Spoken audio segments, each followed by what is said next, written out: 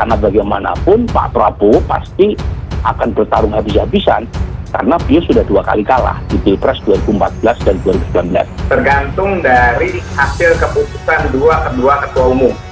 Meskipun sejauh ini belum muncul calon lain selain Pak Prabowo dan Caimin. PKB dan Gerindra saling percaya adalah kekuatan yang solid, tekad kita solid, semangat kita tinggi, optimisme kita besar, keyakinan kita besar.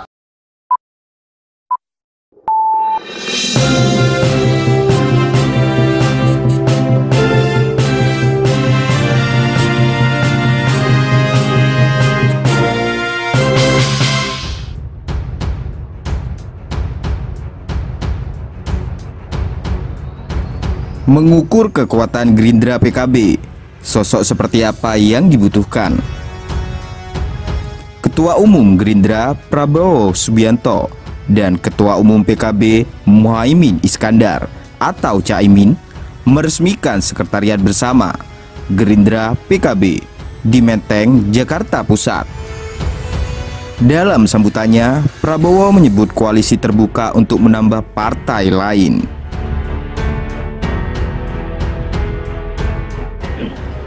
Nah, kalau kita mengacu pada pengalaman Pilpres sebelumnya, yang menentukan kemenangan itu adalah sosok figur.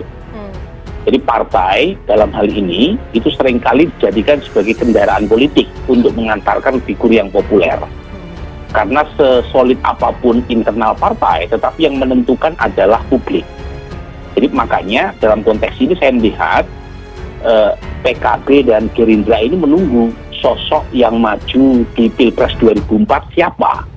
Dan kalau misalnya ada 2 sosok yang populer, yaitu Ganjar atau Anies yang dimajukan oleh koalisi partai lain, tentu respon yang akan dimunculkan oleh Gerindra dan PKB bisa jadi ya itu berubah dengan respon yang sekarang sudah ada. Karena bagaimanapun partai dimanapun di kolom bumi ini itu pengen menang, tidak ada partai yang bertanding untuk kalah.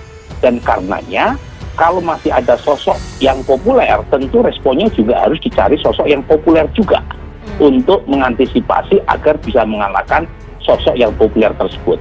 Nah, sejauh ini di luar dari Ganjar dan Anies itu Pak Prabowo paling populer. Jadi tetapi kalau misalnya Ganjar dan Anies dapat tiket, nah tentu harus ada perhitungan lain. Karena bagaimanapun Pak Prabowo pasti akan bertarung habis-habisan karena beliau sudah 2 kali kalah di Pilpres 2014 dan 2019. Jadi kalau mau maju lagi harus dipastikan winning ticket.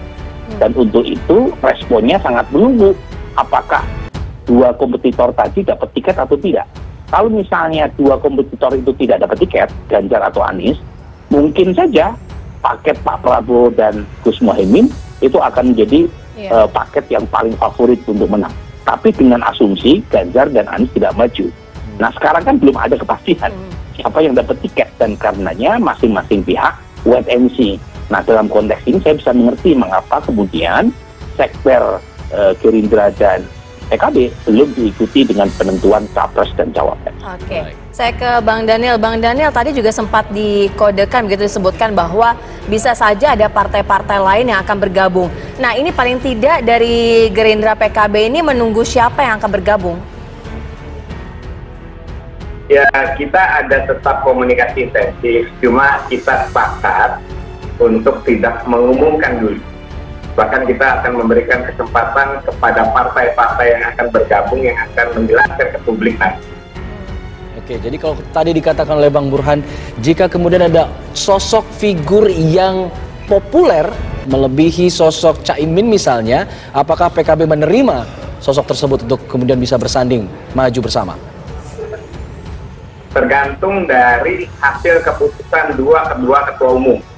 Meskipun sejauh ini belum muncul calon lain selain Pak Prabowo dan Caimin. Tetapi saya nggak tahu kalau ada kejutan-kejutan nanti ya. Oke. Bang Daniel, kalau disuruh memilih begini Bang, popularitas yang tinggi atau dari sosok kader?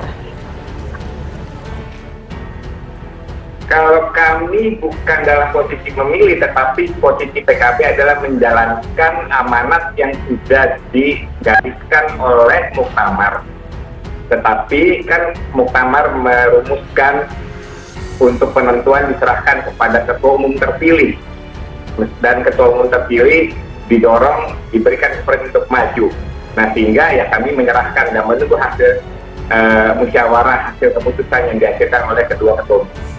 Baik, nanti kita akan simak bagaimana ya. Nanti saya ingin ke Bang Burhanuddin lagi. Bang Burhanuddin, dengan adanya sekber Gerindra PKB ini, mereka benar-benar sudah sepertinya matang untuk maju bersama. Peta kekuatannya seperti apa jika kemudian nanti sudah masuk ke dalam kontestasi pemilu serentak nanti, Bang Burhan?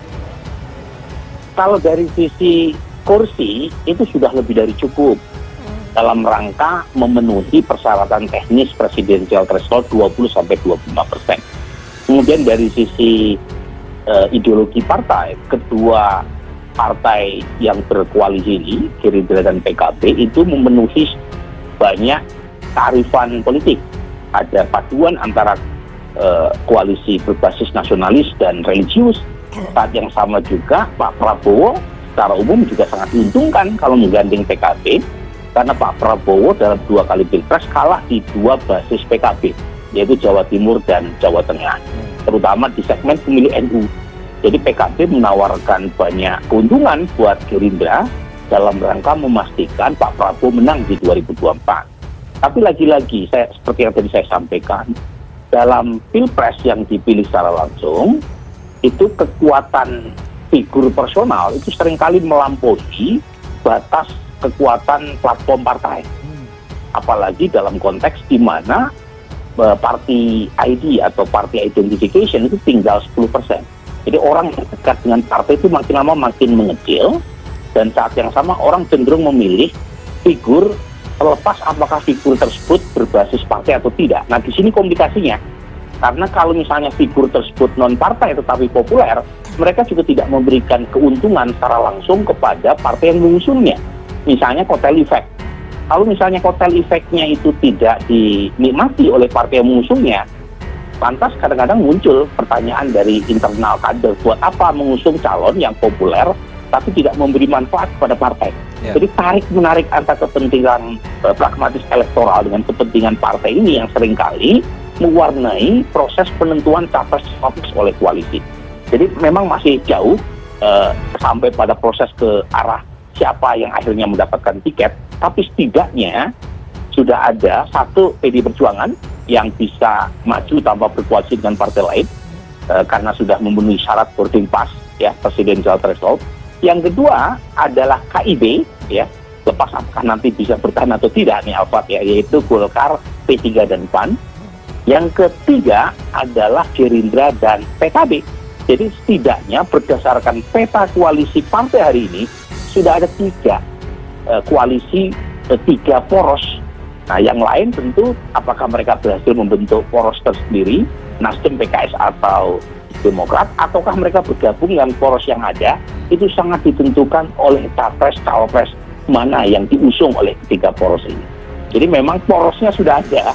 Ya, poros KIB, poros Gerindra PKB, termasuk juga poros PD Perjuangan juga pengen maju sendiri, tetapi calon pengantinnya belum ada.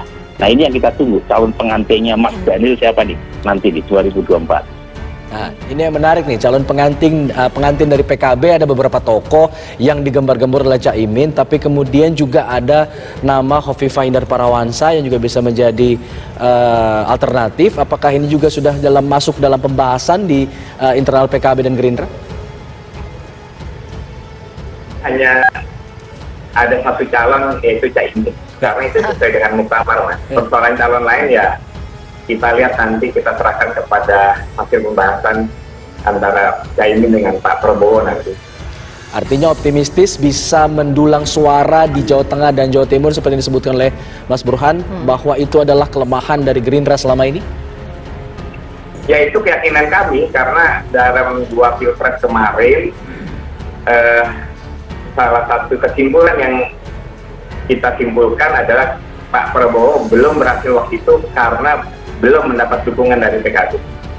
Oke, saya ingin ke Mas Burhan. Mas Burhan, kalau dari kalkulasi Mas Burhan sendiri, di mana yang paling menguntungkan di antara mencalonkan Caimin atau Khofifah Indar Parawansa? Begini ya, kalau kita lihat dari data elektabilitas, sebenarnya perbedaan elektabilitas Gus Muhaimin sama Mbak Khofifah itu tidak terlalu tinggi, itu dalam margin of error. Ya, ini kalau elektabilitas per hari ini ya. Jadi kalau kita lihat data-data survei, elektabilitas keduanya itu meskipun sedikit lebih tinggi Mbak Khofifah, tetapi dalam kisaran margin of error. Artinya secara statistik kita tidak bisa menebak siapa yang lebih unggul antara kedua tokoh ini jika dipinang sebagai cawapres Pak Prabowo. Tetapi tentu kita harus memperhitungkan selain aktual electability, selain elektabilitas aktual per hari ini, juga potensi elektabilitas. Nah, potensi elektabilitas ini dihitung dengan berbagai macam faktor, tapi juga namanya potensi, bisa terrealisasi bisa tidak. Nah, potensi ini misalnya dari sisi faktor gender, dari sisi misalnya tingkat kedikenalan, tingkat kedisukaan. Nah, itu bisa diukur tuh. Dengan tingkat kedikenalan sekian, tingkat kedisukaan sekian dalam beberapa bulan untuk bisa menarik atau mengerek elektabilitas itu lebih besar mana. Nah, lagi-lagi itu bisa diestimasi, tetapi namanya juga potensi, bisa terrealisir, bisa tidak. Nah, terakhir tentu ya berkaitan dengan siapa yang disepakati oleh kedua tokoh ya yang mendapatkan mandat, yaitu Ketua Umum Gerindra Pak Prabowo dan Ketua Umum PKB yaitu Gus Muhaimin. Karena bagaimanapun yang punya tiket secara formal adalah partai. Nah, dalam hal ini direpresentasikan oleh Ketua Umum. Nah, kalau misalnya Ketua Umum merasa hak untuk mencapres atau mencawapreskan itu ada di tangan Ketua Umum sebagai privilege Ketua Umum, ya tentu sulit buat Mbak Khofifah untuk maju. Karena Mbak Khofifah ini bukan orang partai atau bukan orang struktur partai, lebih tepatnya demikian. Jadi, tapi kalau misalnya perhitungannya adalah potensi elektabilitas, bisa jadi Mbak Khofifah bisa dipertimbangkan. Tapi lagi-lagi kan sekarang ada di tangan Gus Muhaimin, apakah bersedia atau tidak untuk memberikan privilege yang beliau punya kepada yang lain. Nah, itu sangat tergantung oleh perkembangan ke depan.